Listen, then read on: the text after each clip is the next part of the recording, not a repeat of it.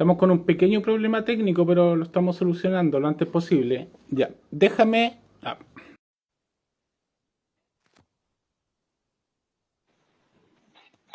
ya, Hola, hola. ¿ves?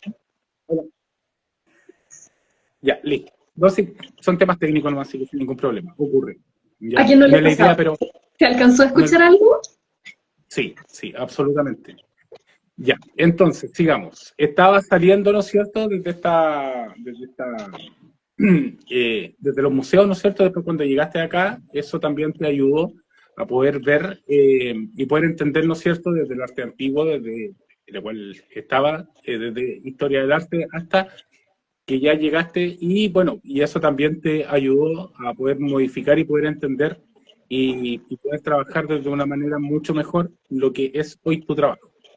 Sí, por supuesto. Al final yo siempre digo que para mí la historia del arte, que es un nombre bastante universal para referirse en realidad a la historia del arte europeo de unos siglos muy específicos, para mí fue la puerta de entrada a apreciar el arte de todo el mundo y celebrar mucho sobre todo el arte latino y el arte chileno, obviamente. Sí, Entonces bueno, a mí me importa mucho ser chilena y ser latina y hacer cómics. ¿Y qué significa eso? Y me lo pregunto en cada título al final. Y eso si no hubiera pasado por la escuela, yo creo que no lo haría. sí, bueno, claro, como bien tú dices, ¿no es cierto? Historia del arte se puede denominar o se puede remarcar, ¿no es cierto? Quizás desde esta época que puede ser opinión personal, que puede ser la época donde estuvieron los genios más grandes de la humanidad, la época del Renacimiento, que habían muchísimos, muy buenos artistas. Entonces, la presión que había entre ellos era muy grande, porque el que dormía, bueno, se pasaba la historia así, muy rápido. Entonces, por lo menos cuando yo comienzo a dar historia del arte o cuando me toca dar las conferencias o charlas en los colegios, en los liceos, etcétera, etcétera. Entonces, como súper extraño que vaya alguien, ¿cachai? A hablar sobre historia del arte, pero de una forma que sea un poco más lúdica, ¿cachai?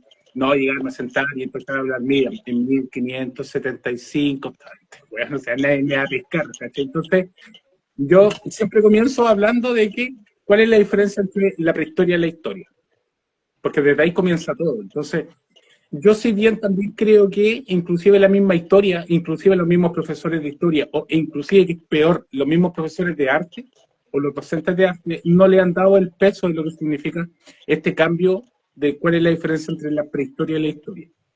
Entonces, ¿cuál es la diferencia entre los dos? No sé. Entonces, es como súper extraño porque la prehistoria, este es un pequeño, bueno, o sea, te voy a sacar, te voy a robar 2 minutos. Eh, eh, ¿Cómo se llama? La prehistoria, ¿no es cierto?, es bastante especulativa. Entonces se trabaja a través de la ciencia, ¿no es cierto? Y los supuestos. Entonces, yo digo siempre, por ejemplo, a mi hija, porque a mi hija le encanta la ciencia. Entonces, yo digo que la ciencia trabaja entre el supuesto y la ignorancia. No hay nada cierto.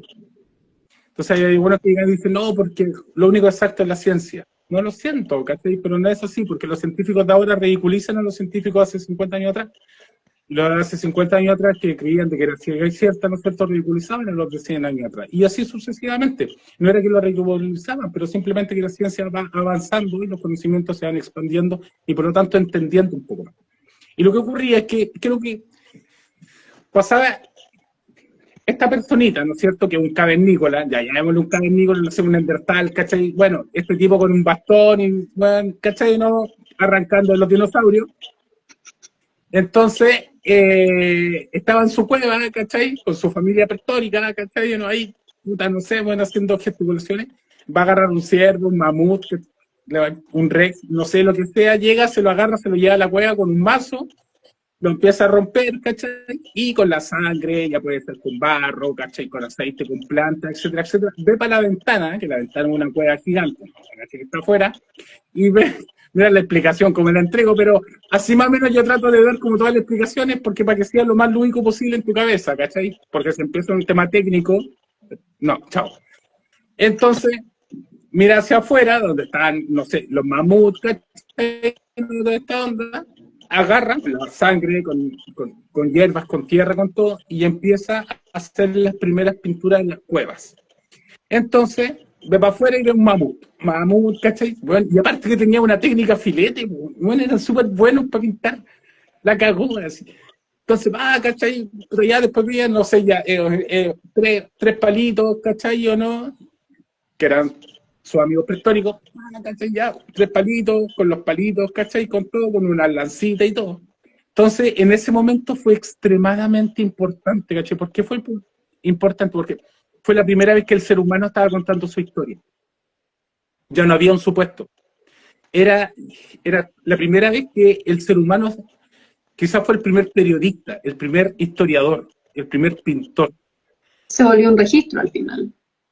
Es un registro en primera persona, en primera mano, de lo que estaba pasando, de lo que estaba ocurriendo. Y desde ahí se generó la historia. Ese fue el quiebre total entre la prehistoria y la historia, fue que en ese momento el ser humano estaba contando su historia. Y eso fue, bueno, así, el universo lo que siempre se expandió gigante. Y a mí me da la sensación que los profesores de historia, inclusive los mismos docentes de artes visuales, no le entregan la importancia desde ese momento. Es simplemente pintura rústica. No es eso. A partir de ahí nació todo, ¿cachai? Entonces, eso es sumamente importante, ¿cachai? Porque desde ahí hacia adelante se generó todo el registro. Y recordemos que el dibujo es el primer lenguaje que tienen todos los seres humanos, antes del habla, antes de la gramática. Es la primera forma en la cual yo puedo contactarme con alguien, desde que uno es infante, empieza, bueno, o sea, mitad crayón en tu boca, en tu guata, y la otra mitad en una pared, ¿cachai? Porque es así. Entonces, es sumamente importante eso, y bueno, y ya y después, ¿no es cierto?, la gramática y la escritura se basa mucho según la cultura en la cual uno nace. Pero la génesis es todo lo mismo, que el dibujo. Entonces mis clases comienzan desde así vamos, ¿cachai? Explicando todo hasta llegar al modelo en vivo con un carboncillo, con el trazo y material y todo. Pero bueno, no te voy a armar la paja, pero algo así más o menos como video medio. Oye, ¿cómo tú ves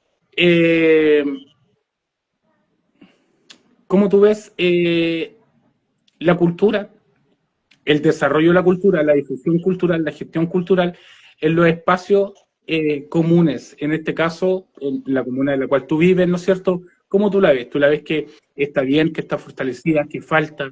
¿Qué es lo que falta? ¿Qué es lo que está bien? ¿Qué es lo que se podría modificar? ¿Encuentras que está un poco estancada? ¿Encuentras que las nuevas generaciones vienen quizá un poco más audaces? ¿Cómo la ves tú según la visión de Esperanza? Sí, igual es un temazo porque yo siempre he tenido el tema de que yo como artista soy muy sola, porque en realidad para mí el trabajo de los cómics consume tanto tiempo que yo de verdad paso, cada hora posible yo la paso trabajando en mi taller. Entonces, todo lo que pasa afuera, a mí la verdad que casi me llega muy poco y es bastante terrible. Yo sé que con la alcaldesa pasada que tuvimos en Ñuñoa, se hizo muy pronto, se hizo un catastro de artistas, que yo con algunas de mis amigas nos anotamos al tiro, así como, hoy qué bacán es ser como parte de este censo, de este registro. Y desde ahí la verdad que no he sabido mucho más. Sé que la municipalidad, o sea, la Corporación Cultural de Ñuñoa periódicamente hace cosas bastante entretenidas, pero cuando yo estaba buscando dar talleres, por ejemplo, la municipalidad donde encontré la posibilidad fue en la Muni de la Reina.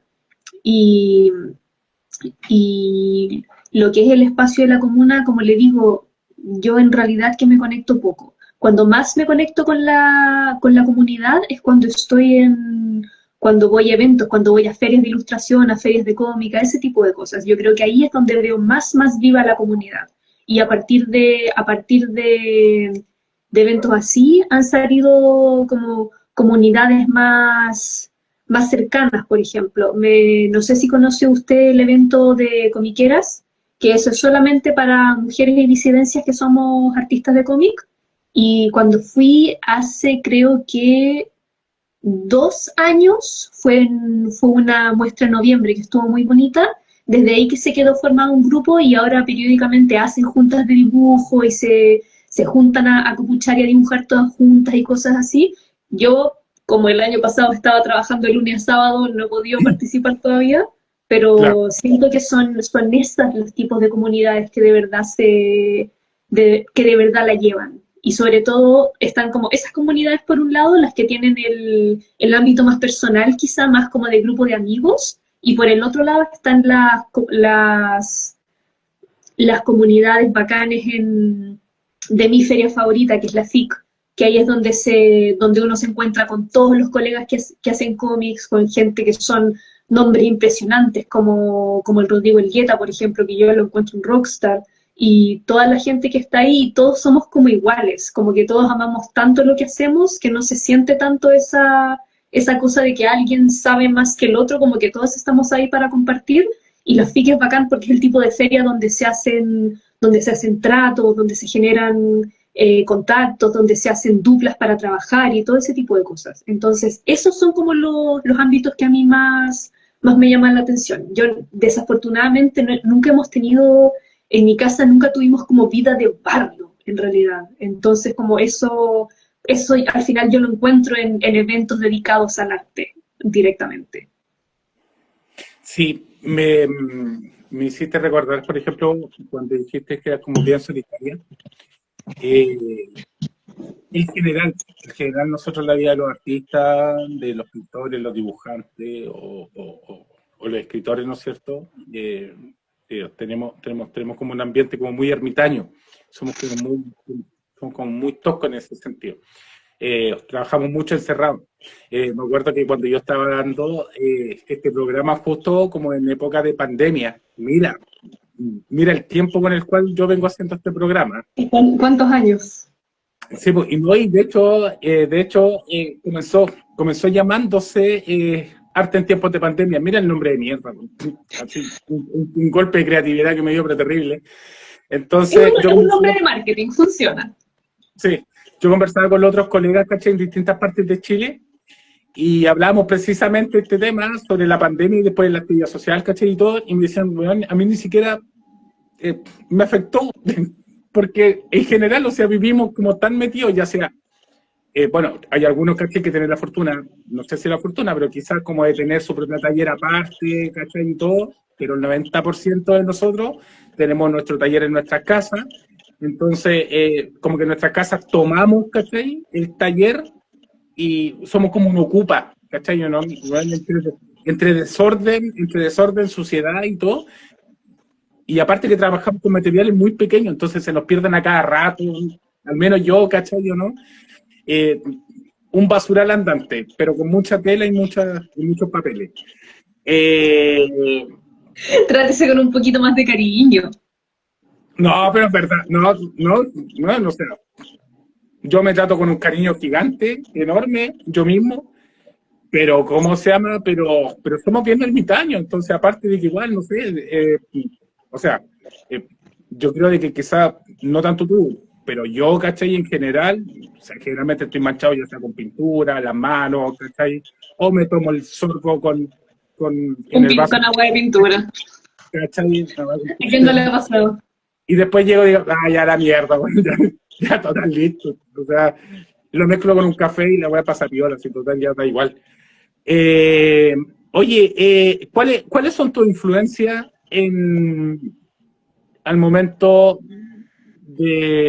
o sea, desde que tú iniciaste, ¿no es cierto? Igual como este camino hasta ahora, ya me nombraste uno, pero más o menos como cuáles son tus influencias generales con los que siempre estás pensando, estás viendo, o si es que te dijeran, o yo te voy a decir mejor, como para ir comenzando a ver en este mundo y los nuevos trabajos, ¿a quién también podríamos observar?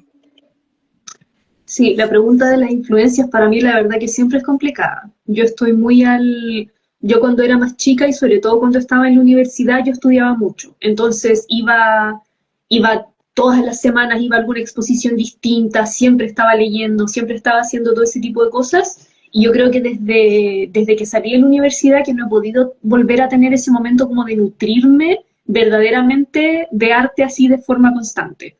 Porque, por ejemplo, yo le contaba, yo paso mucho tiempo del día trabajando, entonces la verdad que no tengo mucho tiempo para ver una película o para ver series o para leer o para algo parecido. Leer estoy intentando ahora volver, pero me está costando demasiado. Entonces, para mí, la parte... ¿Cómo? Dime qué libro estás leyendo y yo te digo el libro que estoy leyendo yo. Fantástico, estoy leyendo varios. ¿Los quieres saber todos? Eh, Empecemos con los... Bueno, ok, ya todos. Me estoy leyendo... Yo te voy a decir el que estoy leyendo y... No, mira, tú dime lo que estás leyendo y me tienes que recomendar uno. Yo te voy a decir que estoy leyendo y te voy a recomendar uno. Ya, interesante. Quizá hay alguno que... tienen que haber algunos que ya los conozcan. Me estoy leyendo El Hobbit por primera vez. Me estoy leyendo El retrato de casada de la Maggie O'Farrell. Me estoy leyendo las obras completas de Oscar Wilde.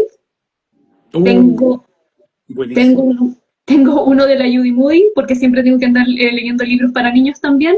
Y el que le recomendaría yo, que es una belleza de libro, perdone, tengo dos que son los otros principales que estoy leyendo. Son ¿Por qué leer a los clásicos? De Italo Calvino, que es una maravilla. Y este otro que yo creo que no, ni siquiera me lo he terminado, pero creo que es mi libro favorito, uno que se llama Leyendo a Dante de hoy a la eternidad, de Bruce Shaw. Russo, sí. Así que ese me tiene vuelta loca, porque si bien yo dije que mi santo patrón era Miguel Ángel, mi verdadero santo patrón es Dante. Entonces ese libro me está haciendo fuego artificial en la cabeza. No, buenísimo, súper. Yo tengo, bueno, hay un dicho que dice, el que presta un libro es un imbécil, pero el que lo devuelve es un estúpido. Yo tengo la mala... Bueno, te dije que esta iba a ser la peor entrevista que ibas a tener en tu vida, pero Yo la estoy eh, pasando chancho. mi papá es un gran lector. Mi papá, bueno, los dos son grandes lectores, así que eso también nos llevó a que nosotros fuéramos bastante ratón de biblioteca desde muy pequeños. Qué Mi papá, bueno. mi papá siempre nos decía a nosotros que nunca confíen en una persona que tiene una biblioteca, eh, no, nunca confíen en una persona que tiene un televisor más grande que el tamaño de su biblioteca. Real. Entonces, bueno, desde ahí nosotros también crecimos con muchos libros. Y, bueno, tenía un libro que se llama Las Crónicas del Mal y estaba basada en una biografía de Miguel Ángel. De Y verdad. sí, y lo presté, la cagué. Y lo peor es que ni siquiera sé a quién se lo presté. Partimos Eh, mal. no, no, pésimo, pésimo. Ahora, el que estoy leyendo, bueno, desde hace mucho rato, estoy como bien flojo, se llama El traficante de Dios, un muy, muy, muy buen libro. Lo tengo por ahí, no recuerdo el autor, pero un muy buen libro, un libro bastante extraño que te deja pensando muchísimo de un adicto que hay el crack, que, bueno, lo toman preso acá. El tipo no es malo, el tipo es bueno, ¿cachai? Con mala suerte. Es un adicto, bueno, es como un pastero, pero es un pastero bueno, ¿cachai? No le hace daño a nadie. El tipo llega, ¿Pero muestra ser es ficción o no ficción?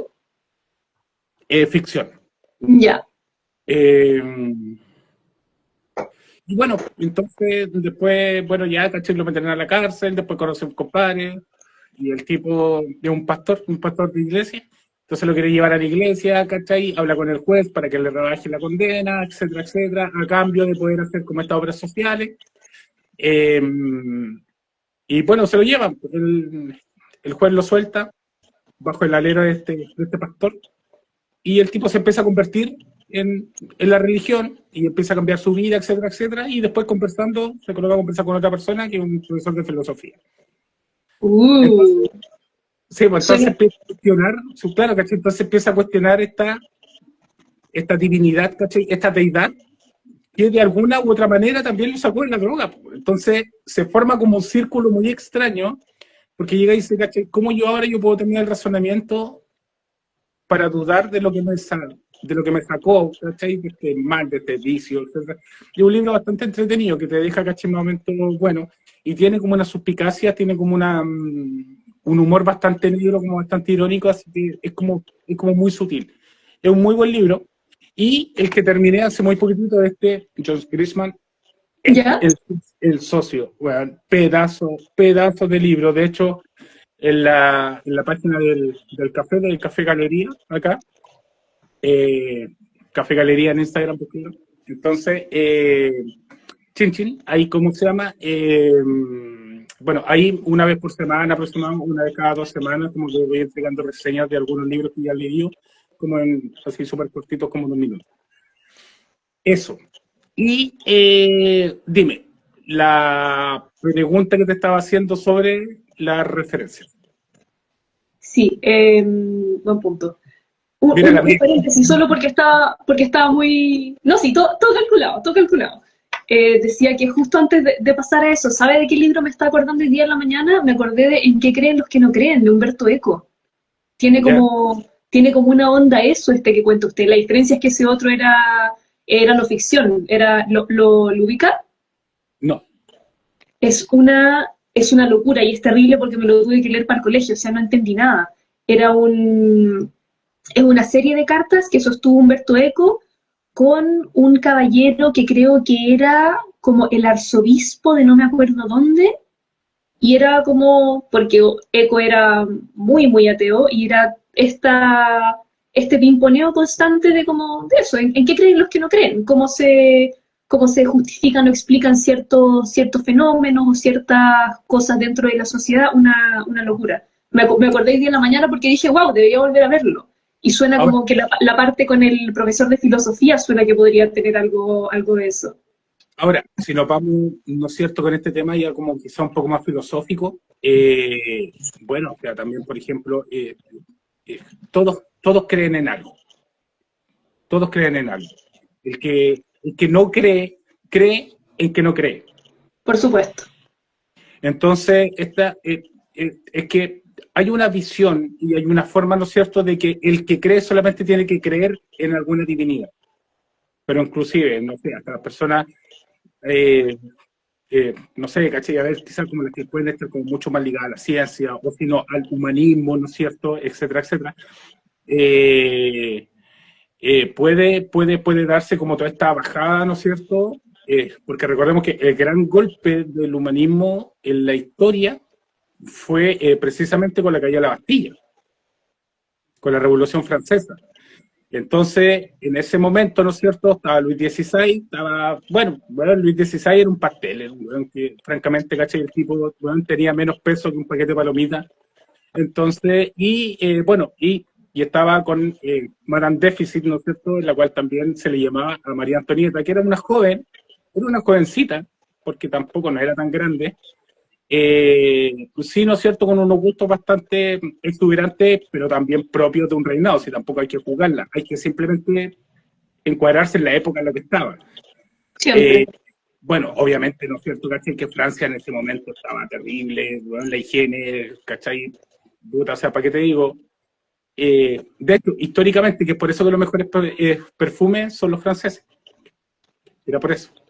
Entonces, la gente cree la gente cree, y yo creo que hasta el día de hoy, ¿cachai? La gente cree que eh, es más por un tema de belleza. No, no era tanto así, era como para poder mitigar un poco el aroma general, ¿cachai? En la cual había. Pero a la gente siempre le gusta creer en cualquier cosa, menos la realidad. Entonces, bueno, desde ahí, ¿no es cierto, cachai? Desde ese momento, bueno, entonces estaban como todos estos literarios que estaban escribiendo, cachai, porque precisamente escribían en latín porque la mayoría de las personas no sabían leer ni escribir. Entonces, bueno, y ahí todos estos literarios que era Rousseau, Voltaire, Larousse, ¿cachai? Igual todos esos que empezaron a escribir como los primeros cánones de bajar esta divinidad, ¿no es cierto, cachai? Porque se creía que los reyes devenían de manera directa de los dioses, de Dios. Y entonces ellos tenían un poder sobrehumano hacia la gente, ¿cachai? Y el pueblo. Y bueno, estos compadres empezaron a bajar todo, entonces empezaron a escribir, ¿cachai? De una manera muy simple, inclusive como hasta con dibujitos, y los pegaban en los bares, en las calles, ¿cachai? De una manera clandestina, y bueno, y ahí se empezó a generar toda esta revuelta en la Revolución Francesa, que desde ahí nació el humanismo. Y desde ahí, ¿cachai? Con la cual, ya con la caída de la Bastilla, la Revolución Francesa, cuando se metieron al palacio, ¿no es cierto?, de Versalles, que la cagada, la cual incendiaron, ¿cachai? Sacaron el ángel de arriba con una corneta gigante de oro. Entonces, desde ahí, ¿cachai? Llegaron y dijeron, hey, un momento, o sea, desde ahora ya no más Dios, sino que los que van a llevar el Estado, pues, en la gente, el humanismo. Y desde ahí nació el humanismo, ¿cachai? Desde ahí como que ya se bajó y se aterrizó y se separó esta creencia, ¿no es cierto?, entre los creyentes en una divinidad que se sigue manteniendo hasta el día de hoy en gran parte del mundo, y los que no creen en un Dios celestial con un aura, no sé, alas, ¿cachai?, barba, etcétera, etcétera. Pero el tema de la creencia, desde el que tú no crees o hasta el que cree en una tostada, la diferencia no es la misma. Entre creencia y creencia no es ninguna, ¿cachai? Simplemente cambia el personaje que tú le estás dando nomás. Sí, bueno, son hartas las razones por las que hablar de creencia puede ser complicado para algunas personas. Para mí no es, para mí creo que no es muy complicado precisamente porque no nos criaron en una casa religiosa. Entonces Claro. tengo como esos pasitos de distancia que me dejan ver, que hacen que sea más fácil como analizar genuinamente en lo que uno cree por sí mismo. Sí, Y volviendo a la pregunta de los referentes, como le decía, yo ahí peco bastante de que no me he podido sumergir en tanto arte hace bastante tiempo, me falta mucho estudio. Yo creo que mi arte está sufriendo bastante por eso, pero no estoy en un momento en el que pueda dedicarme como a pausarlo todo y de nuevo sumergirme. Pero sí, como le decía, a Miguel Ángel siempre puedo volver. Eso es algo que es ¿cuál es la palabra? Es muy confortable volver a él. Como que siempre tengo obras que me han gustado por tanto tiempo que incluso si no me leo el libro entero, no importa, puedo leer un ratito sobre su vida, puedo ver una descripcióncita en alguno de mis libros y esto como que me renueva bastante. Dante para mí es lo mismo, para mí él es una musa, es mi musa más grande, entonces con él siempre me encuentro en casa, curiosamente, y por mucho tiempo me gustó mucho Alphonse Mucha también. Él es alguien. ¿Cómo? referente estaban colocando acá, Guillermina Díaz. Sí, sí. Alphonse Mucha me gustó por muchos años. Ahora como que lo tengo un poquito abandonado, pero también como que cada vez que veo una litografía suya, como que vuelvo a casa también. Y yo creo que la época donde tuve referentes más fuertes quizá era cuando estaba en el colegio y me gustaba mucho el anime, genuinamente. Pero esas son referencias que hasta el día de hoy me intento sacar un poco porque yo hace muchos años considero que yo no hago manga. Entonces lo siento como que lo rehuyo un poco todavía. No sé si es el momento como para volver a gustarme. Mi artista de cómic favorito por mucho tiempo fue Alex Milne, que él fue el dibujante de cabecera de uno de los cómics de Transformers. Él me gustaba muchísimo. Entonces siempre hay como alguien, es como cuando uno dice que uno de música escucha de todo, aquí en dibujo también veo de todo, porque me puede gustar, me gusta obviamente Miguel Ángel y por ejemplo los dibujos abstractos de Gerard Richter, a mí todavía me revientan la cabeza, todavía me encantan. Entonces como una mezcla bastante variopinta.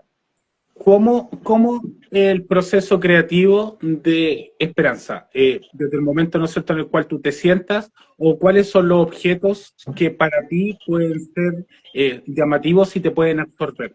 ¿Absorbes de todo un poco? ¿Absorbes desde tu entorno, desde lo que estás, cuando vas caminando, cuando vas en el metro, en el auto, etcétera, etcétera? Vas con un croquis, ¿cachai? Escribiendo ideas, algo. Todo te va retroalimentando desde ese momento. Eso es una pregunta, no es una afirmación, obviamente, porque no lo sé, pero desde el momento después hasta que te sientas ya con una hoja, ¿no es cierto?, enfrentándote a esta hoja en blanco, siempre no hay nada más maravilloso que una hoja en blanco, porque las posibilidades que existen son tan hermosas y tantas, eh, como el proceso creativo. Ya, tengo dos partes bastante marcadas. La parte previa a sentarme a trabajar, yo puedo, como describía usted, yo me puedo inspirar en lo que sea. Puedo estar caminando por la calle, me llegan muchas ideas, me llegan en sueños. tengo como algún sueño entretenido y digo, ese lo voy a anotar y con este me voy a quedar. Así que sí, los sueños juegan harta parte. Una interacción entretenida con un amigo, alguna vivencia. Yo me río en una charla que tuvimos con distintos artistas en la primera versión de las Jornadas Prena, que le hago la promoción porque va a tener su tercera versión ahora en agosto. Yo me acuerdo que yo dije, a mí me pasan cosas y yo las sublimo de inmediato en arte. Yo no pienso nada, yo lo saco en dibujos. Eso también es una exageración, no es que no piense las cosas que me pasan, pero las llevo a mis cómics casi de inmediato. Cuando me pasa algo es como, esto me puede servir. Entonces la parte previa, la parte donde uno busca las ideas, por lo general es una mezcla bastante sana de las busco y me llegan. Y a la hora de trabajar, a la hora de sentarme, yo soy un cuadrado, porque los cómics no me permiten otra cosa. Yo tengo que hacer todo lo que es las pruebas de concepto, la exploración visual, encontrar un estilo, encontrar los personajes, todo eso. Tengo que dibujar todos los diseños, tengo que escribir el guión completo, tengo que hacer toda la maqueta, todo el storyboard, y después me tengo que sentar a hacer las páginas una por una. Primero los dibujos, después la tinta, después el color, después el typesetting, la edición, listo, se fue. Y no hay otra forma para mí. Intenté cuando comencé a hacer cómics de forma más profesional, esto también fue justo antes de la pandemia, fue 2019. Ahí me acuerdo que estaba nerviosa por hacer mis primeras revistas, ahí comencé a hacer fanzines. Y estaba súper nerviosa y dije, ya voy a hacerlo de una forma que no tenga que pensar tanto. Y los improvisaba, los pensaba un poquito menos, me sentaba y hacía lo que salía. Y en esos momentos me salieron mis 2 primeros cómics que fueron muy interesantes por lo mismo, porque no eran planeados. Pero eso yo me di cuenta que a la larga no es mi forma de trabajar, porque yo quiero contar historias de una forma como bastante más concreta. Quizás, si aparecen bolones entre medio, yo estoy súper abierta a eso, pero necesito saber en dónde estoy parada y a dónde voy. Actualmente estoy trabajando en 4 novelas gráficas y todas esas tienen ya su guión, sus personajes, sus maquetas completas, entonces yo puedo sentarme tranquila y dibujar, que ya es lo suficientemente difícil, entonces hacerlo más complicado todavía, teniendo que adivinar cuál va a ser la siguiente página, no, yo no puedo.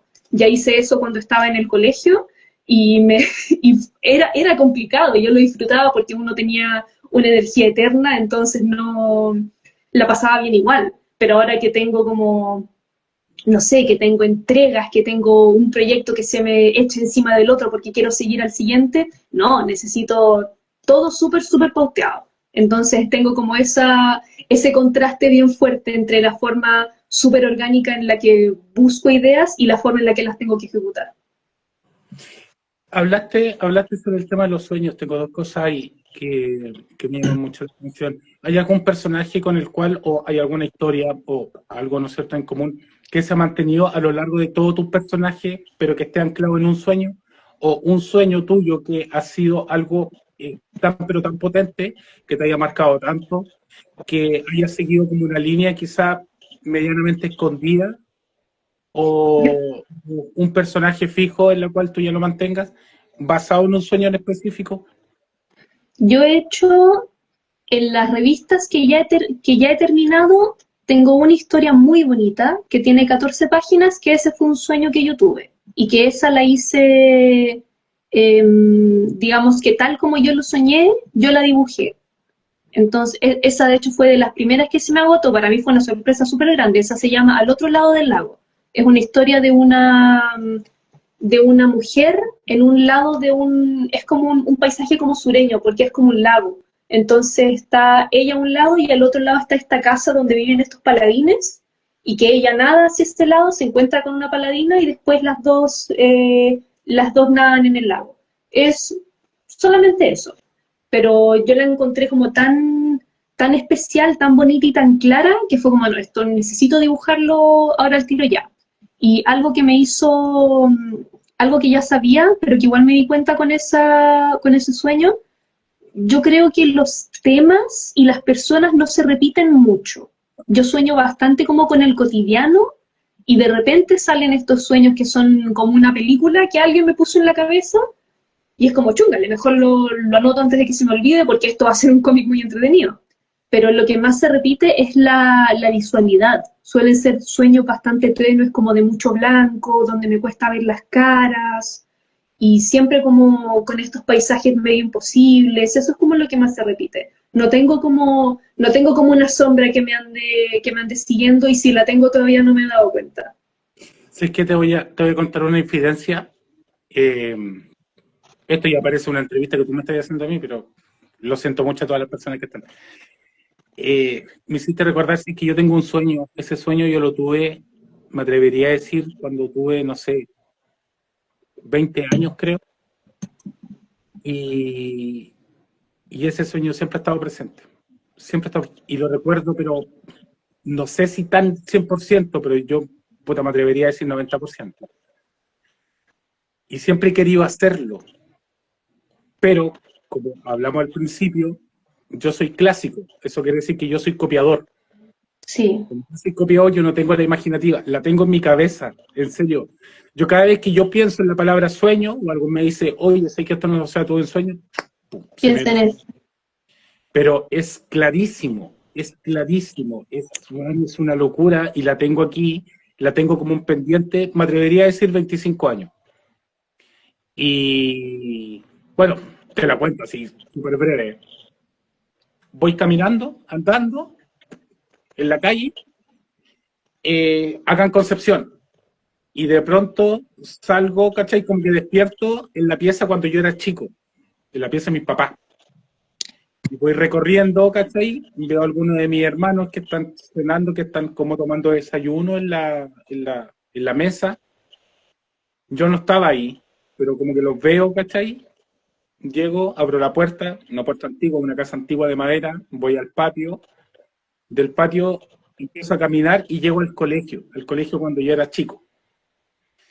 Y empiezo a recorrer como los pasillos y veo los niños, ¿cachai? Caminando, corriendo, y de pronto se apaga todo, como que sigo caminando, ¿cachai? Como en este túnel, pero en el pasillo, empiezo a recorrer el colegio desde muy pequeño, cuando yo estaba, y empiezo a recorrer como por los pasillos, ¿cachai? Mirando, porque estaba la puerta cerrada, entonces por la ventanita que se ve por la puerta, y me voy, y de pronto voy andando, y como que freno, y algo me dice momento, y veo hacia atrás, y hay una sala, y veo como por fuera de la sala, como por donde estoy, ¿cachai? Por la ventana, y veo, hay una sala vacía y hay un niño sentado dibujando, solo. Y ese niño era yo porque yo me reconocí directamente porque yo no lo vi bien, ¿cachai? Porque estaba abajo así chiquitito, estoy hablando, no sé, 10 años, estaba dibujando solo en la sala y yo lo miro desde afuera y digo, wow, soy yo, ¿cachai? Soy yo, está ahí, yo sé que es él. Sigo caminando, salgo y después llego a la U de Conce. No sé si es que tú ubicas acá en Concepción. He estado muy pocas veces. Ya, ya. Entonces voy a la Universidad de Concepción, que hay como el foro, ¿cachai? La U de Conce es como una serie de escalones muy grandes. Y me encuentro unos amigos de infancia. Y me agarran y me dicen, oye, bueno, ¿cachai? ¿Cómo estás? ¿Y todo bien? Vamos, ¿cachai? Porque te estamos esperando. ¿Dónde? Están todos acá, ¿cachai? Están todos reunidos. Y yo le digo, pero, bueno, ¿de qué? Es que te estamos esperando, ¿cachai? Para tu funeral. Y yo quedo así y voy caminando y de pronto como que llego a la cima, ¿cachai? Del foro, como que, y de pronto llego como a un cementerio, pero andaba algo así como tipo de parque del recuerdo, ¿cachai? O sea, bonito, pasto y weá así, muy bacán, ¿cachai? No cementerio rural, weá así con tierra, no. Bonito, al menos, Por al menos, favor. al menos. Entonces voy y veo, ¿cachai? Y hay gente alrededor de un hoyo, gente alrededor, y me quedan mirando, ¿cachai? Y alguien llega, me toma de aquí, de los hombros, y me dice, bienvenido a la vida. Y me toma los hombros y me tira hacia el hoyo. Y yo caigo hacia atrás y veo como la imagen, ¿cachai? Como las personas como acercándose, como las sombras, ¿cachai? Pero así como desde abajo hacia arriba, mientras que voy cayendo, ¡pum! Y despierto. Por supuesto. Bueno, todo eso. Pero es vívido. Bueno, ¿sabes qué? Llego a sentir, yo me acuerdo que yo puedo hasta llegar a sentir el aroma de la madera de la puerta del colegio. En serio, es súper vívido. Vamos, bueno, A ver, vamos a leer. Aquí le están diciendo que se atreva. Sí. Bueno, tu vocación desde pequeño, dicen. Milton era el dibujo de una aventura, atrévete, mi hijo. No, no pasa nada. No, porque no, yo, mira, bueno, el niño que no es artista. Gracias. Mira, yo conozco dónde están mis falencias, yo conozco dónde están mis debilidades y conozco mis fortalezas. Yo soy artista clásico. Yo no puedo dibujar ni una goma sin que yo la vea. Pero yo puedo dibujar hasta el aire si lo siento. Yo creo que es que suena tan cinematográfico que se ve muy dibujable, pero es verdad que tenemos cabezas distintas. Si quiere Sí. cualquier tip sobre eso, sobre cómo ilustrar, cómo hacer cómic, yo le digo feliz.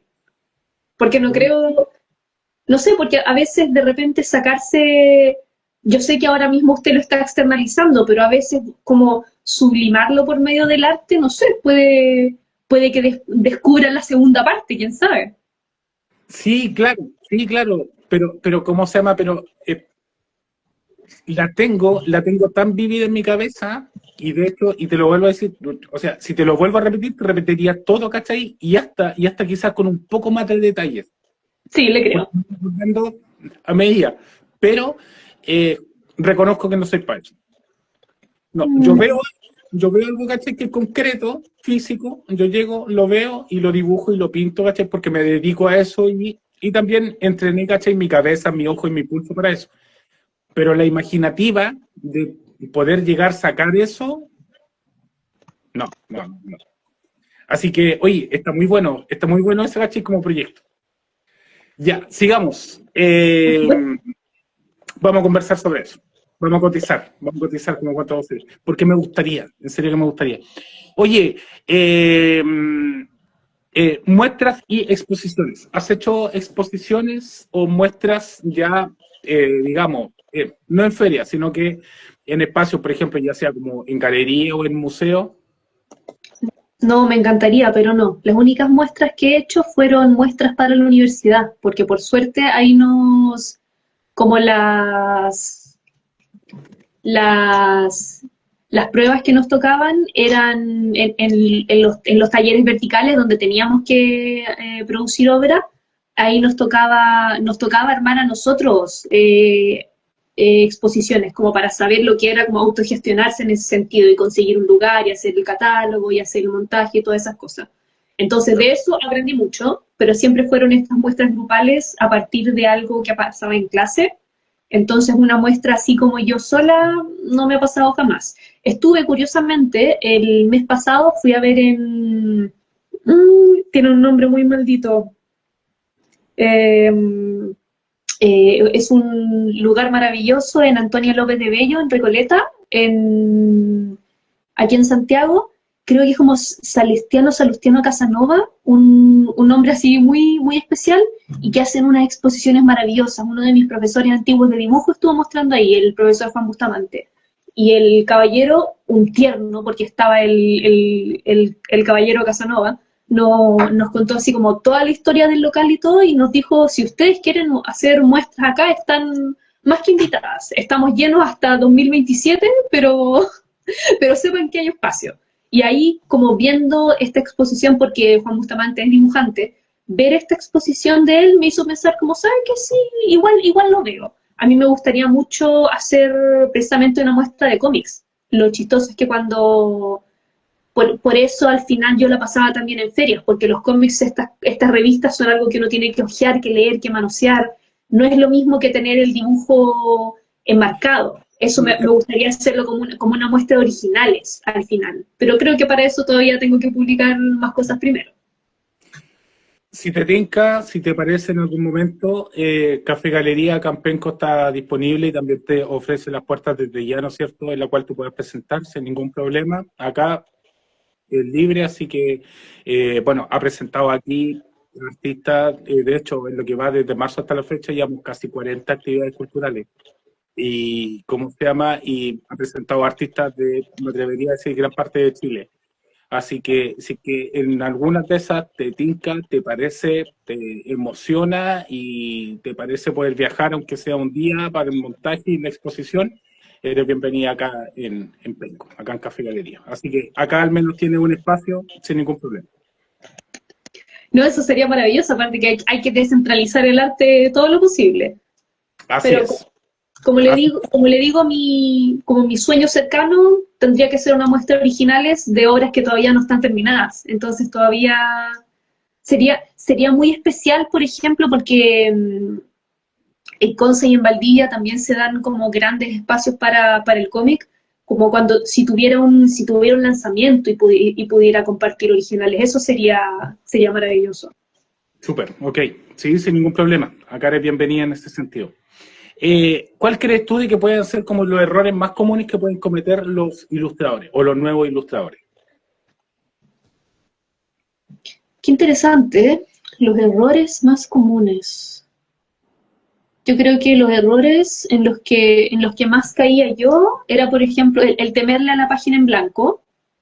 Eso era como si de verdad como la forma en la que pude superarlo haciendo cómics, por ejemplo, era que si le tenía miedo a la página en blanco, tenía que rayarla primero. Entonces, yo ya no tengo páginas en blanco porque hago al tiro la cuadrícula y marco la fecha y marco el número de página y marco todas esas cositas. Entonces ya no se siente como que tengo que poner el primer puntito. Y eso es como un hack, como para superar eso. La otra cosa que me pasaba mucho a mí, sobre todo cuando me di cuenta de que quería hacer cómics, es que sentía que estaba haciendo muchas pruebas, como muchos intentos, como antes que el intento, de hecho, como muchos intentos previos a hacer cómic en vez de sentarme a hacer cómic. Y de eso no puedo decir que me arrepiento como tal, pero me habría hecho mucho mejor sencillamente sentarme y hacer cómics como los hacía en el colegio, que los hacía sin pensar. Sí, Como pero de... sí, pero es parte del ¿Cómo? proceso. Es parte del proceso. Sí, yo sé, pero hubo como un cambio importante en el cómo miraba los cómics del colegio al cómo los miraba en la universidad. Y a veces me sentía como no preparada, y yo creo que la única forma de estar preparado es lanzándose. Y sí entiendo que estaba en un punto de madurez que quizás sencillamente no me habría atrevido y me tomó un poquito de tiempo más. Pero sí, por eso, si alguien, cuando cabros más jóvenes me preguntan así como, oye, ¿qué tengo que hacer para comenzar a hacer un cómic? Es como, hazlo, por favor, hazlo. Sí, Y dale. que es como, es muy Nike, es muy just do it, pero es que es verdad. Y si todavía asusta, que fue lo que a mí me pasó con mis primeros fanzines, es como ver cómo uno se puede saltar esas vallas que dan miedo. Como alguien puede decir, hoy me da miedo, no sé, me da miedo el color, hazlo en blanco y negro. Me da miedo trabajar en grande, hazlo chico. Cualquiera de esas cosas al final todo ayuda. Bueno, habíamos acordado nosotros, ¿no es cierto?, una hora de conversación. Bueno, ya se cumplió la hora, pero todavía me quedan algunas preguntas. No sé si estás bien tú con el tema de tiempo, si puedes seguir hablando un poco. Yo O, estoy feliz de quedarme. ya, ok, perfecto. Ya sigamos entonces un poquitito. Oye, ¿cuáles son los proyectos con los cuales tú estás trabajando ahora y los que se vienen? Ya, muy feliz de contarle de eso porque yo he estado súper desaparecida de Instagram y de ferias en realidad. Entonces, solamente como mi círculo sabe más o menos en qué estoy. Como le contaba, estoy trabajando en 4 novelas gráficas, que son la primera, que se llama Burbujas en el Mar, ganó... hay una pregunta interesante ahí. Hola, ¿cómo sabes que uno de tus cómics está realmente listo? Está Pregunta. buena, podemos volver esto al tiro porque acaba de comenzar. Que está Dale. realmente listo. Mira, en la escuela y yendo a exposiciones, me topé con gente muy interesante que decía, había un pintor, que no me puedo acordar su nombre, pero un pintor abstracto, que le preguntamos, porque sus pinturas eran de muchas capas y de mucha acción, eran muy, muy interesantes, le preguntamos cuándo sabe él, cuándo está lista su pintura, y él decía como tienes que seguir hasta que la cagas y después seguir más y cuando la cagaste de nuevo seguir un poco más. Era como ese tipo de filosofía. Yo Sí, en realidad, una locura. pero es que para la técnica que él utiliza es permitir. Sí, en abstracto es mucho más, se deja mucho más, hay mucho más margen. Sí, pues claro. Entonces, el margen que él tiene es enorme. Porque, ejemplo, en el clásico, por ejemplo, yo un retrato, ¿cachai? Cuando yo hago un retrato, o cuando me piden hacer un cuadro. Tengo que hacerlo fielmente a lo que se ve, o lo más fielmente, ¿cachai? A lo que se ve. Entonces, ahí yo tengo que confiar en mi pulso y en mi ojo, según la información que me está entregando. Pero lo abstracto o lo conceptual se basa mucho en lo intuitivo. Sí, sin duda. Intuitivo es una muy buena palabra. Yo creo, eso sí, como la pregunta va dirigida a los cómics, cuando uno hace cómics, cuando uno los hace solo, sobre todo, cuando tú haces el dibujo, cuando tú haces la historia, cuando tú haces todas las etapas, uno también tiene que hacer de editor. Y eso puede ser súper complicado porque es difícil tener esa distancia con lo que tú estás haciendo como para decir, ¿sabéis qué? Esto sobra, esto es mejor cambiarlo acá, esto bla, bla, bla. Yo creo que uno nunca puede ser un editor perfecto. Yo hice fanzine antes que hacer novelas gráficas porque yo quería esa experiencia de poder hacer lo que yo quisiera sin que nadie me corrigiera. Entonces, lo que pasó con esas historias era que yo tenía una visión muy, muy clara de qué era lo que yo quería. Sobre todo porque eran historias cortas. El cómic más largo creo que tiene 20 páginas y hice también un libro ilustrado de historia del arte que ese tiene 50, pero que ese también era como muy... también tenía una historia interna, entonces era como fácil decir, sí, esto termina acá. Entonces, esa es la cosa, yo pienso los cómics como un proyecto integral, quiero llevarlo del concepto a la revista física, entonces esa revista tiene una cantidad de hojas, y tiene una cantidad de tintas, y tiene una cantidad de horas y meses de trabajo que yo le puedo dar.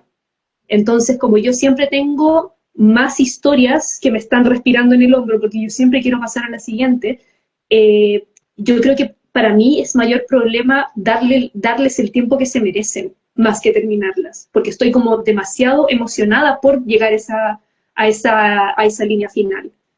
Y no sé si, perdona que te pregunte de nuevo, Sergio, no sé si te refieres más en la parte técnica, como también como escritor, como dibujante, Yo creo que o va más, en la parte más de Wata. yo creo que va más por la parte técnica y de guata. Por- Porque, claro, ¿cachai? La guata es la que te va dando la orden igual, po. Es como la que te va diciendo, sí, hasta aquí o algo. Porque, o Sí, sea, claro, uno puede ir jugando, ¿cachai? Muchos ejemplos. Bueno, yo con el lápiz o con el carbón, ¿cachai? Ya puedo ir jugando, puedo ir corrigiendo, ¿cachai? Una tras otra y todo. Pero con el acuarela, si la mancho un poco más, cago todo. chao, sí. No, En- yo y la pintura no nos llevamos tan bien, así que le entiendo. Pero en esa cosa de Wata, así como por, digamos, por el lado de la escritura, yo siempre necesito saber dónde la cosa va a terminar. Entonces, como tengo un final claro, el decir eso está terminado no es tan complicado, o al menos no para mí. Como de repente siempre uno puede estar en una página que uno dice, oye, esto le falta un poquito, y eso es como, esos finales de Wata y de Ojo, que uno dice, aquí algo falta y que uno siente, que es como, pucha, le faltará un colorcito más, le faltará otra vuelta, porque a la hora de cuando no tiene el final o cuando lo tienes y sigues escribiendo, la realidad es que uno puede, si tienes que hacer el piso, puedes estar poniendo baldosas y volverlas a sacar y volverlas a poner eternamente. Y eso yo lo aprendí también con jefes muy malos en el ámbito creativo. Entonces, eso me dejó como tan traumada, la idea de que uno puede seguir cambiando y mejorando las cosas por siempre, que hay un punto que uno dice, ya, se acabó, sigamos, terminemos. Y eso sobre todo si eres alguien que le interesa escribir y le interesa tener como varios títulos y no solamente uno, lo mejor, lo más entretenido que pasa cuando tienes muchos proyectos es que de repente uno dice, ya, filo, este se terminó acá, punto, pero puedes decir, ¿sabes qué? Esto que lo dejé a medias en el título A, lo puedo extremar o lo puedo explorar más en el B. Puedo hacer que sea el foco, puedo hacer que sea toda la idea o que sea solamente una subtrama, pero la quiero explorar de nuevo. Uno siempre puede reciclar y volver a tomar algo que no alcanzaste a trabajar. Y eso es muy, muy entretenido. Y aquí puedo ver, perdón. Justamente estaba pensando en caso estética, que realmente me parece una obra completa, pero lo veo tan completo que me preguntaba cómo lo hiciste para reconocer que estaba listo. Primero que nada, muchas gracias. Ese es mi bestseller, es mi título favorito actualmente y le puse mucho cariño, así que todavía pienso en él cuando me voy a dormir. Todavía Claro, pienso en que fui muy pesada con los códigos, tal vez algún día los tenga que revelar.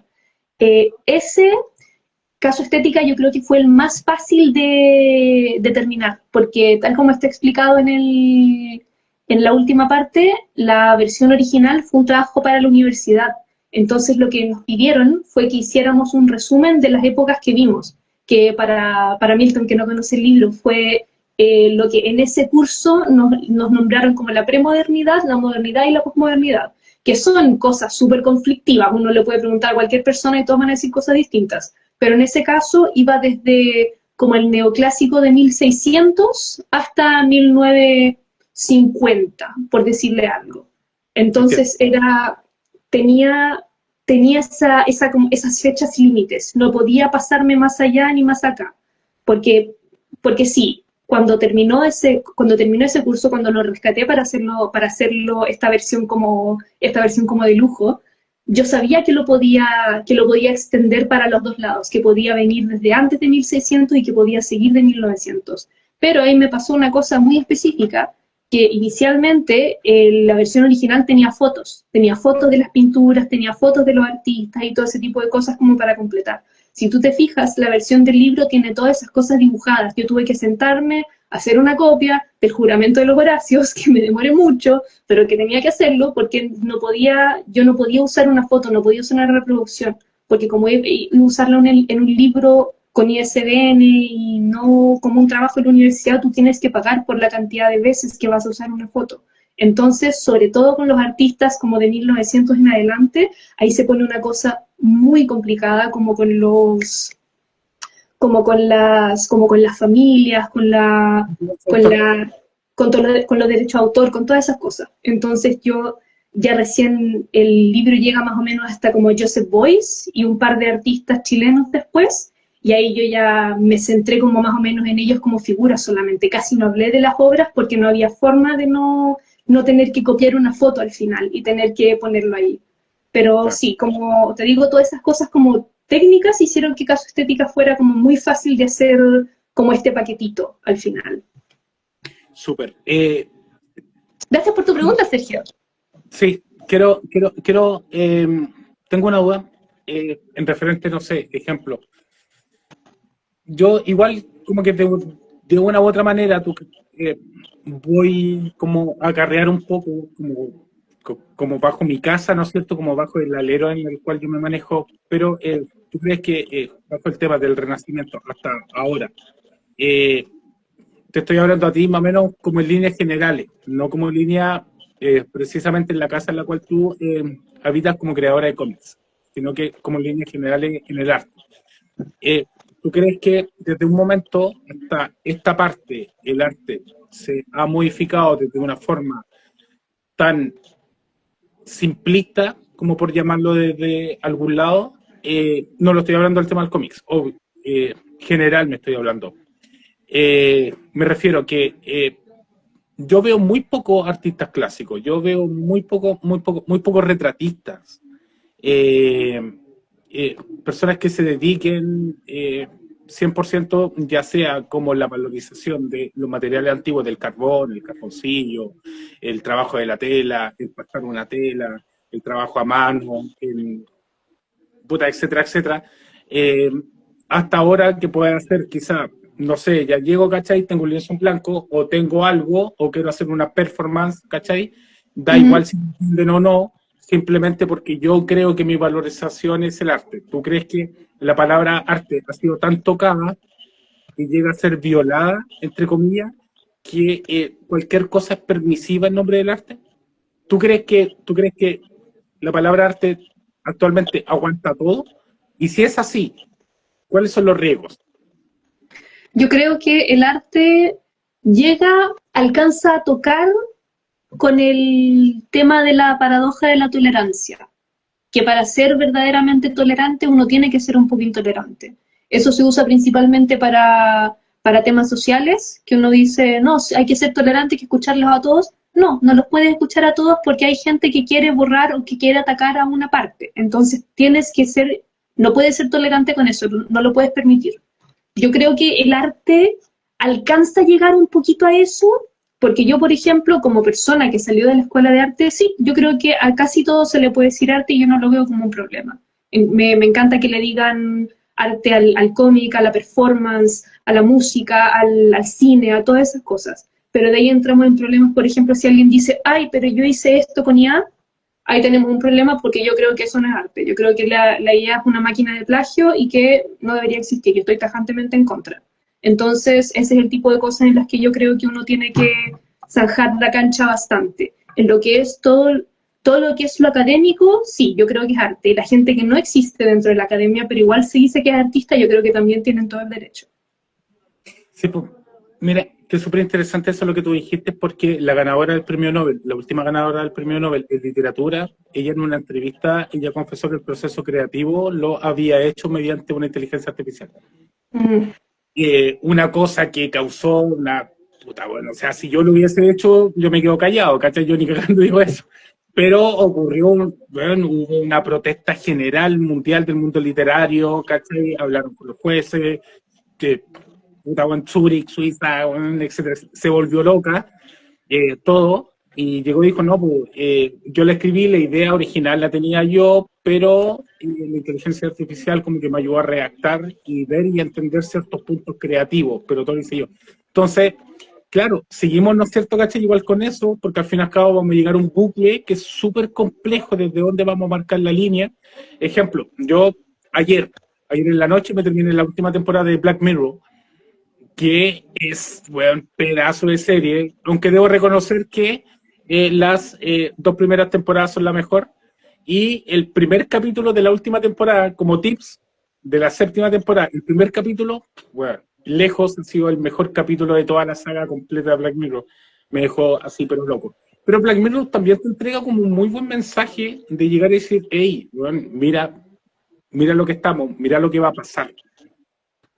Eh, es un muy buen punto en el cual, ¿cachai? Tú dijiste de que la inteligencia artificial también se está tomando poder, un poder permitido, ¿cachai? Lamentablemente igual por nosotros, en general. Pero ¿hasta dónde va a llegar a ser el límite? Quizás esto va a ser un bucle como muy interesante, como de poder entender, como de poder saber hasta dónde vamos a llegar. O sea, yo he visto pintura, ¿cachai? Yo he visto máquinas hechas haciendo pintura. Uh-huh. Haciendo pintura y dibujos, ¿cachai? Puta, no sé, código algo, ¿cachai? No sé lo que qué. Y una máquina con un pincel y un lápiz, bueno, te hace todo. Espectacular. Yo creo que el tema con eso es que el arte al final nunca existe en un vacío. Y la cosa siempre, y yo soy de la abierta creencia de que el arte siempre es político. Entonces, de repente decir como, ¿cómo decirlo? El decir como, no sé, que la IA es el siguiente paso, tal como la fotografía en un momento se creía, haber desterrado a la pintura. Yo creo que eso es ignorar Jamás, todo, jamás, todo, jamás, todo. ¿Cómo? jamás. Obvio que no, ¿cachai? Entonces yo creo que decir ese tipo de cosas ignoran todo el contexto en el que existe la IA y el arte y en el cómo chocan, porque si es algo que está robando trabajo, que está agotando recursos naturales, que está haciendo... A mí la cosa ecológica me aterra mucho, entonces que haga ese tamaño de daños consumiendo más electricidad que ciudades enteras, es como y sobre todo que es una herramienta que se usa para que la gente al final piense menos y para que se dicte de forma mucho más fácil qué es lo aceptable y qué es lo que no, obviamente es un problema. El arte también existió para acomodar a las élites, obvio que sí, pero yo creo que desde hace hartos siglos ya y sobre todo el siglo pasado, que se entiende que el arte tiene que estar en contra del establishment. Es una herramienta cultural, pero también es una forma de expresividad muy íntima del ser humano. Y al final las cosas como la inteligencia artificial atentan contra esa interioridad. Entonces para mí ese es un límite súper, súper marcado. Porque si es algo que atenta como contra no solamente tu derecho a expresarte y a estar en contra o a estar a favor de algo, pero sino tu solo, como ímpetu creador que uno tiene solamente por ser humano, ahí ya tenemos problemas, hermanito. Claro. Eh, ¿Qué no dibujarías? ¿Cómo? ¿Qué no dibujarías? Hay cosas que me dan nervio, por ejemplo, hay como tipos de decapitaciones que me dan mucho, mucho nervio y que yo creo que no podría. Hay temas de escenas de violencia sexual que yo creo que solamente podría si el guión fuera muy fuerte, si el guión de verdad lo permitiera, porque van un poquito de la mano las cosas que yo no dibujaría con las cosas que yo no leo, por ejemplo, o con las que no me relaciono al final, como por cargas mías o por nervios o por cosas así. Yo creo genuinamente que con la habilidad que tengo yo ahora actualmente, yo podría dibujar cualquier cosa. Si me dicen dibújate esto o cópiate esto, quizá hay algunas que vayan a salir mejor o peor que otras, pero va a salir al final de todo. Pero sí, hay cosas que yo como persona diría, no, ¿sabéis qué? Eso preferiría no dibujarlo. Algo que sí me cuesta mucho es dibujar como escenas de la vida. Mi mamá, por ejemplo, siempre me decía, oh, no sé, hazme un cómic para mi cumpleaños de esta cosa chistosa que tú haces. Y yo digo, mamá, yo no puedo. Si el momento que me pides que me dibuje a mí contigo, me hace cortocircuito. Esa es mi traba así genuina. De repente, por ejemplo, cuando estábamos en la época del estallido, también hubo unas tendencias gráficas fuertísimas, maravillosas, que yo decía, wow, qué ganas de poder contribuir, pero a la hora de dibujar algo como de mi realidad, no sé por qué, pero las manos se me caen. Claro. Y genuinamente no sé por qué, pero me trago así al máximo. ¿Cuál es el mejor pintor chileno actualmente según Esperanza Galaxy? El pintor. ¿Qué pintor me gusta? O sea, yo le puedo decir el mío, el que yo creo, el que yo pienso, pero ese no es ciencia cierta para nada. Yo siempre digo, mi realidad no tiene nada que ver con la verdad. Es un submundo que tengo acá en mi cabeza, pero eso no es la realidad.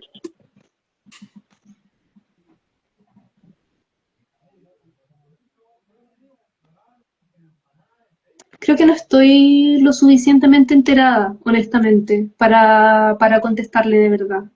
¿O el mejor dibujante? Si me pregunta ahora mismo, yo creo que nuestro mejor dibujante es el Rodrigo Elieta. De verdad lo encuentro maravilloso. Súper, espectacular. ¿Y cuál es Muy su pintor favorito? O sea, el que usted considera que es el mejor. chileno, actualmente Guillermo Lorca. ¿Ya? Lejos, es un hijo de puta, weón, es un pedazo de una máquina espectacular, weón, lo adoro, weón, o sea, lo retrataría, no sé, a ver, yo creo que yo le he escrito como 2 años, yo creo, correo, los representantes, weón, de todo, para poder tenerla acá en el programa, aunque sí he tenido desde premios nacionales, he tenido premios de cultura, he tenido directores de museos, personas muy, pero muy importantes, tú, entonces, bueno, excelente, pero claro, uno siempre igual, caché, como que va teniendo como una vez dice, esta entrevista va a quedar para siempre, no puedo creer que entrevista a esta persona, me ha pasado uno que otro. Pero lo Eh, necesita él. y a muchos más, claro. No, bueno, no, Guillermo Lorca, lejos, no, lejos, lejos, lejos. Aparte es muy joven, no sé, estamos el tipo de tener 30, 35 años, más no. Eh, y con una calidad increíble, pero es una máquina, es un tipo espectacular. Aparte que, bueno, en el concurso de figurativa que se hace en Madrid, el concurso de figurativa de pintura de arte, eh, el concurso de figurativa más grande de realismo, más grande del mundo en pintura o dibujo, pero el más grande, el más exclusivo del mundo, bueno, donde los jurados literalmente son semidioses del mundo. Por primera vez en la historia del año pasado, el Figurativa 2025 participó García Lorca como parte del jurado. Eh, Wow. Y eso es, te digo, es una locura. O sea, el tipo pintó el metro de Santiago como a los 17 años, ¿cachai? Con unos retratos como de 4 6 metros gigantes. ¿Es él, el de Baquedano? Y él lo hizo como los 16 17 años. Sí, más encima, ¿cachai? Postuló un concurso. No, si, bueno, el tipo es una máquina, si el tipo es buenísimo. Ahora el tipo es mucho mejor. Y aparte que, o sea, trabaja en unos planos gigantes, así, no sé, 9 metros, 10 metros. Yo me he visto todas las entrevistas de él. Todas, todas, todas. Lo adoro, ¿no? En serio. Yo le hago un retrato a él. Oye, bueno, hemos terminado este proceso, ¿no es cierto?, de conversación. Muchísimas gracias también por participar. Espero que te haya gustado. Espero que te haya gustado todo este ciclo, ¿no es cierto? Estos minutos de conversación. Te explico más o menos ahora cómo es el tema. Bueno, esto queda anclado, ¿no es cierto?, acá en Instagram fijo. Después yo lo subo a mi página de YouTube y cuando esté listo en la página de YouTube, yo te envío el link. En este caso van a ser los dos links, porque Sí. la primera parte en la cual estuvimos, no, pero no hay ningún problema, porque ocurre, así que sin problema. De hecho, el entrevistador pasado fue Jimmy Fernández, el vocalista de La Pose Latina, Ya. un grupo de hip hop, bueno, lejos uno de los precursores del hip hop chileno, junto con Tiro de Gracia, que para mí, puta, yo me crié escuchando sus discos cuando era muy pendejo, y tenerlo en una entrevista, ¿cachai? A él y poder conversar de música, de arte, de hip hop, ¿cachai? Sobre historia, weón, de todo es como, en serio, es como digo, weón, estoy haciendo un aporte cultural realmente bacán. Entonces, es una estrellita en la frente para mí. Oye, Sí. bueno, así que bueno, después cuando esté listo en la página, ¿no es cierto? Yo lo subo allá, bueno, pues lo subo a mi página de Twitter, nadie tiene Twitter, solo yo. Y, ¿cómo se llama? Y después cuando esté listo en la página de YouTube, bueno, la cual se llama, lo puedes buscar, ¿no es cierto? Por internet, por YouTube, en la intimidad del artista. Y bueno, y ahí están todas las entrevistas completas, ¿no es cierto? No, sí, lo sabía antes de venir. Ah, maravilloso. Sí. Ah, ya, pues entonces, y después de eso, ahí yo te envío el link y tú con ese link, ¿no es cierto? Tú ya después ya lo puedes tirar a tu grupo, ¿no es cierto? Oye, mira acá yo estuve en esta entrevista, me entrevistaron. Sí, Sí. Lo oye, que sí, antes de que terminemos, porque nos distrajimos con una pregunta, me había preguntado en qué estaba trabajando actualmente. sí, Si puedo, a menos que se tenga que ir a acostar. no, dale. Sí, comentaba que estoy trabajando en 4 novelas gráficas. La primera se llama Burbujas en el mar, que es un cómic para niños de aproximadamente 8 a 12 años, que se ganó un fondo de cultura este año, entonces la estoy pudiendo financiar con eso. Es muy bonito, es un cómic sobre una niña que no sabe hacer amigos, pero se hace amiga de una sirena. Y a ese actualmente le estoy buscando casita, así que estoy viendo dónde será mejor publicarlo. Con tu pregunta, Sergio, me encantaría volver a la FIC, ojalá sería increíble, a la FIC y a la Comic Con el próximo año, porque quiero tener, la primera vez que volví a ferias, me dije que quería tener cómics, ahora quiero tener libros. Entonces, porque ahora, como está todo en proceso, no tengo cosas nuevas que mostrar. Entonces, estos 4 títulos en los que estoy trabajando, eso es lo que me gustaría tener para la próxima. Así que en este año todavía voy a estar desaparecida, estoy trabajando muy duro para sacar todos estos adelante. Así que ojalá que la próxima vez que nos veamos sea con cosas interesantes. Las otras 2 que tengo, una se llama La Reina del Infierno y la otra se llama Biohazard. La Reina del Infierno es un cómic que le estoy dedicando a mi gata, que falleció hace 2 años, que tuvo la decencia, porque era una gata muy especial, la decencia de venir a verme 2 veces en sueños, entonces es como la historia de lo que pasó entre el sueño 1 y el sueño 2. Y Biohazard es una idea que tuve en el colegio y que renací este año, que se trata de 3 sobrevivientes escapando de una jungla mutante, que es una historia sobre ecología y sobre acción, principalmente, como con harta ira femenina y ese tipo de cosas. Y la cuarta es un secreto porque la estoy trabajando con un cantante chileno y esa todavía no la puedo divulgar, pero esa también va muy buena. Así que estoy con esas 4 cositas, y aparte estoy haciendo, que eso también me tiene muy contenta, estoy haciendo diseño de personajes para una producción de Gigante Azul. Así que eso me tiene todas las horas ocupadas. Me Pero sí, encantaría así poder como tener, ferias, ojalá desde el próximo año, porque el proyecto este que se ganó el fondo tiene que estar terminado en marzo. Así que ahí vamos a ver qué pasa. maravilloso. Me encantaría poder tener algún libro de tus trabajos, ¿no es cierto?, para verlo, fotografiar, leer, y también sumergirme a este mundo de tu cabeza, ¿no es cierto?, y todas tus creaciones. Así que me encantaría poder tener un libro ahí puesto, acá, Me, en la vitrina me del libro. quedan, me quedan algunos de cuando todavía iba a ferias, yo se los mando feliz. Tengo uno que le puedo spoilear al tiro, que es uno, por lo general, cuando la gente se llevaba acá su estética, yo les recomendaba que también se llevaran este otro que se llama Una lección sobre el buen gusto. Ese es un cómic en donde cada viñeta está hecha a partir de una pintura, Buena, súper. Ya, que pues, era si va dedicado, maravilloso, sin ningún problema, mejor todavía.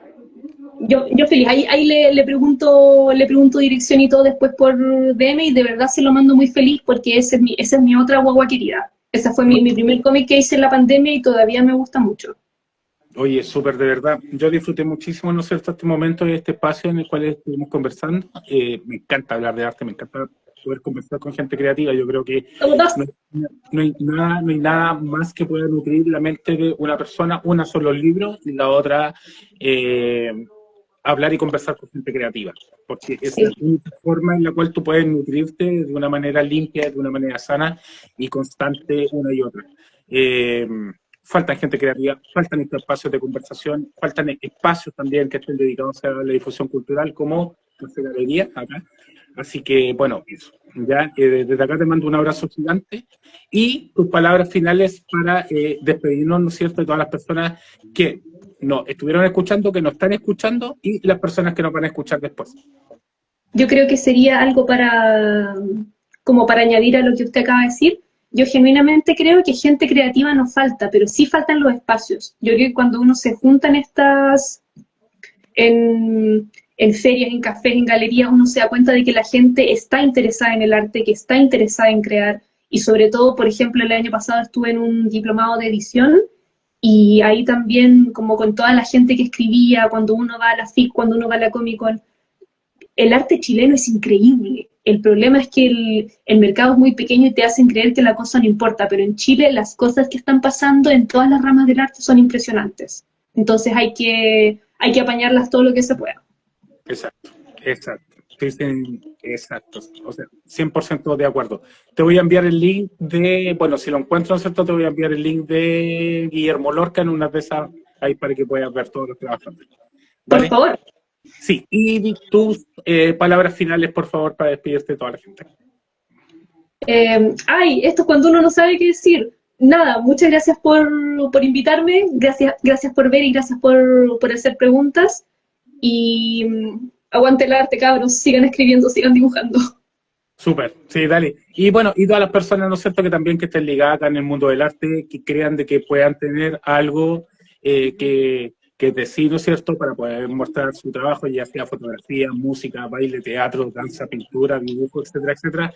Escríbanme, ¿no es cierto?, y todos van a ser todos siempre predispuestos y bienvenidos acá en este espacio que se llama En la Intimidad del Artista. Mi nombre es Milton Estuardo, artista visual, gestor cultural. Estamos acá en Café Galería, mi espacio, mi casa, mi lugar seguro, mi domo, mi burbuja. Así que son todos siempre bienvenidos, y tú también eres bienvenido el día cuando tú nos quieras venir a visitar o quieras venir a dar una vuelta acá por estas partes del Biobío. Un Lo tomo abrazo. con mucha honra, anímense, chiquillos. Así es. Bueno, un abrazo, ¿no es cierto?, cordial. Así que, bueno, eso, que estén todos muy bien. Muy buenas noches. Chao.